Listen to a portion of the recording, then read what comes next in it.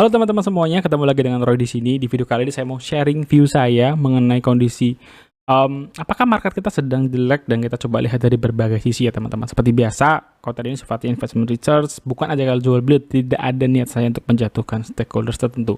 Sebelum lanjut ke materinya, terutama karena slide saya nggak banyak, saya ingin ngajak teman-teman kita jalan-jalan ke beberapa tab di browser yang sudah saya buka gitu ya.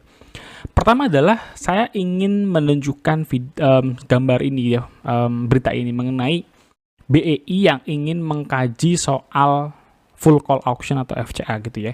FCA ini menurut saya ketika diterapkan secara utuh malah menimbulkan gejolak dalam arti kita nggak bisa lihat sebenarnya apa yang terjadi, modelnya biddingnya juga seperti apa. Tidak jelas dan menurut saya implementasinya untuk melindungi investor itu justru sulit gitu. Contoh apa? Idenya adalah saham banyak yang nongkrong di gocap, investor mau exit nggak bisa. Faktanya ketika diterapkan FCA ini, harganya longsor dan investor juga tetap sama, nggak bisa ngejual sahamnya gitu. Jadi menurut saya salah satu tujuannya supaya investor itu bisa exit ketika ketemu harga 50 tidak terpenuhi gitu ya. Tentu saja itu masih banyak kebijakan yang lain. Mungkin ada yang bagus, tapi saya ngelihatnya implementasinya tidak smooth gitu ya, dan malah menimbulkan volatilitas, ketidakjelasan, dan keraguan di para pelaku pasar gitu ya. Apalagi efeknya salah satu emiten yang kena FCA yaitu brand gagal masuk FTSE. Padahal brand ini jadi salah satu primadona sekarang ini gitu ya.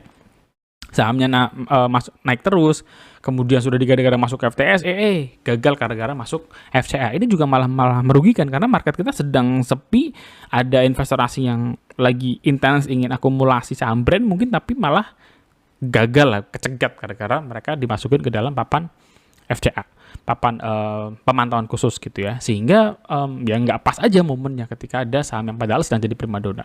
Lalu di sisi lain pemerintah juga, regulator juga menaikkan lagi isu mengenai short sell gitu ya. Sebenarnya wacana short sell ini sudah lama dan ketika di stop saat itu karena pandemi harganya sedang turun terus, dikhawatirkan harga makin ambruk. Sekarang mungkin pemerintah lihat udah mulai normal lagi dan mau di-up lagi nih mengenai short sell. Menurut saya juga pelaku pasar kita itu nggak bisa langsung tiba-tiba peraturannya jeder gitu ya. Harus ada edukasi, harus ada sosialisasi yang bagus. Yang menurut saya ini sih part yang agak kurang gitu ya. Kalau ngomong implementasi, jangankan di IHSG, di banyak kebijakan yang diambil oleh regulator tentang investasi ataupun investasi seringkali begitu gitu ya. Dadakan, tiba-tiba sosialisasinya belum clear, para pelaku kebingungan. Termasuk dengan short selling ini menurut saya kalau ini diterapkan juga bisa menimbulkan kebingungan juga gitu. Kenapa saham-saham tiba-tiba pada long short, ternyata ada yang short sell dalam jumlah yang cukup besar gitu ya. Nah, gimana antisipasinya? Saya pikir itu perlu dikaji ulang dulu nih, khususnya untuk yang kebijakan-kebijakan yang bisa menimbulkan kebingungan bagi para pelaku pasar. Nah, apa yang saya lihat selanjutnya adalah mengenai money flow. Kita nggak bisa pungkiri teman-teman, IHSG itu marketnya masih banyak bergantung dari besaran dana asing institusi yang masuk ke market atau ke emerging market bahasa kerennya. Nah, masalah kalau kita lihat dari tanggal 1 Mei, kita bisa lihat bahwa saham-saham seperti Bank BCA ini di sini ya, ini sudah dibantu oleh Stockbit, sangat membantu, bisa kelihatan big distribusi, artinya investor asing di sini dananya saya ambil yang foreign itu melakukan penjualan yang cukup besar gitu ya. BBCA, kita pindah ke BBRI, BMRI gitu ya, Astra Internasional sama statusnya. Brand pun mungkin ya karena faktor FCA dilepas oleh investor asing tersebut. Yang mungkin kelihatan berbeda, tampil beda adalah AMMN gitu. Dia masih tetap jadi salah satu primadona bagi para investor asing. Jadi kalau dari sisi money flow dari foreign investor, big money gitu dari foreign, kita lihat bahwa saat ini market memang sedang sepi gitu, sedang tidak menarik bagi big money.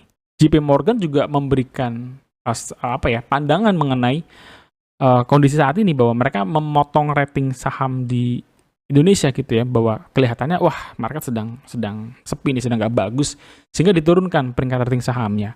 Jadi apa yang bisa kita lakukan menyikapi hal-hal ini? Pertama, kita perlu tahu bahwa ketika market jelek sebenarnya apa sih yang menyelimuti gitu ya. Kita bisa melihat secara general. Pertama, sentimennya dulu nih, sentimennya negatif gitu ya. Kebijakan yang tadi kita sudah lihat mengenai FCA, short selling, menurut saya itu sentimen yang negatif. Kurang disukai oleh para pelaku pasar gitu ya.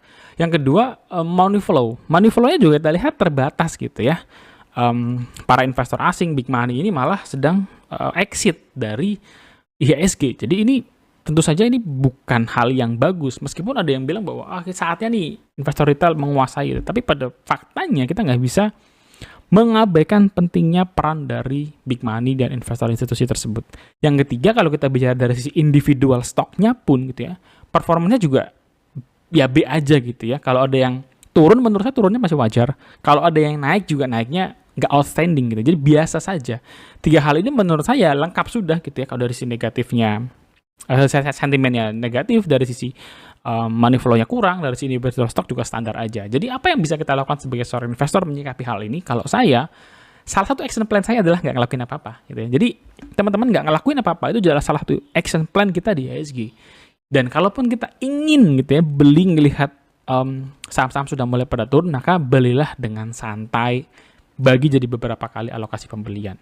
Kedua, kalau teman-teman lagi dapat dividen kemarin, saya lagi nungguin pegas nih gitu ya. Kemarin ASI gitu, sudah cair juga. Santai aja, sebisa mungkin kalau saya uang dari dividen kali ini saya coba keep lebih besar porsinya untuk tetap di RDN, saya ambil dikit-dikit untuk ya jalan-jalan atau untuk refreshing gitu ya, healing, tapi porsi besarnya saya tetap taruh di RDN. Yang ketiga, saya tidak sedang berusaha untuk mempredik market kapan ini bottom, kita harus masuk di sini, kita all in di sini. Jangan begitu. Kita tidak predik market ya. Jangan timing the market kan. Salah satu pesan dari Wibi seperti itu. Tapi kita sedang berusaha menunggu momen yang baik. Apa sih momen-momen yang baik itu? Misalnya apa? Tadi indikasinya. Kebalikannya dari yang tadi ya. Money flow-nya berbalik arah gitu ya. Bahwa emerging market mulai mendapatkan perhatian lagi dari para big man, dari para investor institusi. Biasanya faktornya apa? Suku bunga yang mulai menurun gitu ya. Suku bunga yang mulai menurun, sekarang ini masih ditahan-tahan. Lalu indikator makronya Indonesia bagus. Misalnya apa? Misalnya devisa, misalnya faktor kemampuan daya beli masyarakat dan lain sebagainya, faktor indikator makro yang bisa kalian turunkan lagi ke dalam spesifik industrinya. Misalnya apa? Komoditas, kalau komoditasnya lagi naik ya sektor-sektor tersebut biasanya rally gitu ya. Kalau misalkan sektor manufakturnya lagi sepi penjualan mobil, ya otomatis secara indikator makronya bagus pun kalau penjualan mobilnya lesu artinya tidak linear gitu ya indikator tersebut. Yang kedua adalah regulasi yang berbalik arah. Contohnya apa? Rencana untuk IHSG untuk mengkaji, BI mengkaji FCA menurut saya bagus gitu ya, karena ini kelihatannya nggak terlalu disukai oleh pelaku pasar gitu ya, termasuk saya juga, saya kurang suka dengan FCA. Yang kedua adalah ini bisa meningkatkan faktor kepastian investasi yang sekarang ini sebenarnya pemerintah tuh niatnya baik, saya tahu gitu ya, niatnya baik, tapi kalau bikin kebijakan itu yang ya pelan-pelan, sosialisasinya yang bagus, mendapat feedback dari para pelaku pasar, karena mereka yang memang benar-benar melakukan itu di market gitu ya. Seringkali jangankan dalam sektor investasi, di sektor-sektor yang lain seringkali kebijakan tuh diambil dadakan-dadakan aja gitu, sehingga akhirnya muncul protes kan. Contohnya apa? Kayak misalnya kemarin Tapera deh tiba-tiba muncul gitu ya, banyak protes, dikaji. Nah, hal-hal seperti itu menurut saya sih perlu diganti kali cara mainnya, jangan terlalu begitu gitu. Perlu sosialisasi yang matang baru kita bisa go sama-sama. Terakhir ya mungkin tetap butuh juga yang namanya stock performance-nya itu bagus gitu ya. Misalnya ada saham-saham yang turnaround, kita bisa ambil opportunity di sana, atau malah ada saham-saham yang sudah saking jebloknya itu menimbulkan low risk opportunity yang baru dan akhirnya kita bisa entry di sana. Tetapi lebih dari itu teman-teman, yang perlu kita lakukan saat ini adalah kita bisa maintain fear and greed yang ada di market. Artinya apa? Saya coba pindah dulu ke ini ya.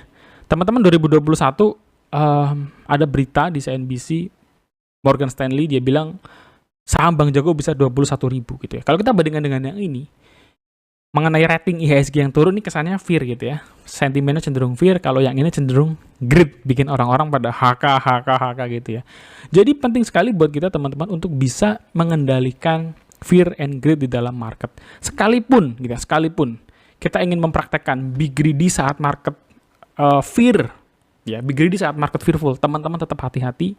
Pastikan kalian punya plan yang jelas.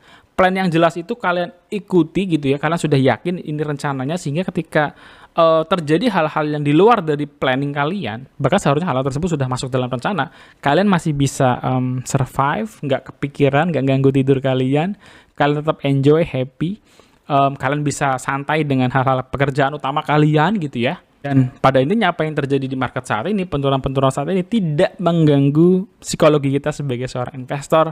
Kita tetap happy, kita tetap seperti biasanya, kita nggak terlalu kepikiran dengan kalau lagi loss gitu ya, kita nggak terlalu kepikiran dengan potensial lossnya. Jadi kita biasa-biasa saja gitu ya menghadapi hal ini karena kita sudah punya planning yang bagus, yang jelas yang akan kita ikuti di pasar gitu ya. Bagaimana strategi pembeliannya, bagaimana strategi exitnya, bagaimana kita memasukkan modalnya, itu semua sudah kita hitung sehingga kita bisa kontrol fear and greed-nya dan kita bisa survive di market. Karena kalau enggak, maka yang terjadi adalah sebaliknya teman-teman, kita jadi nggak survive di market, mengganggu psikologi kita. Kalau kita masih kerja, kita jadi terganggu kerjaannya, kita nggak fokus, kerjaan juga mungkin jadi nggak bener, teman-teman yang mungkin usaha jadi kepikiran dan lain sebagainya. Jadi itulah pentingnya kita punya kontrol psikologi yang bagus terhadap fear and greed, khususnya ketika kita situasinya sedang seperti ini. Itu aja teman-teman view saya kali ini, sharing saya kali ini. Kalau teman-teman mau diskusi silahkan tulis di kolom komentar, dan kalau kalian punya saham untuk di request, sudah ada beberapa teman yang request sahamnya, nanti saya tabung dulu dan kita bahas di next video ya, beberapa bahasan saham. Dan semoga video ini bisa ngasih insight buat teman-teman, khususnya buat teman-teman yang sedang galau karena mungkin portofolionya sedang banyak merahnya gitu ya akhir-akhir ini. Sampai ketemu guys di next video, jangan lupa subscribe, share, like, dan kita bisa diskusi bareng di kolom komentar. God bless you, bye-bye.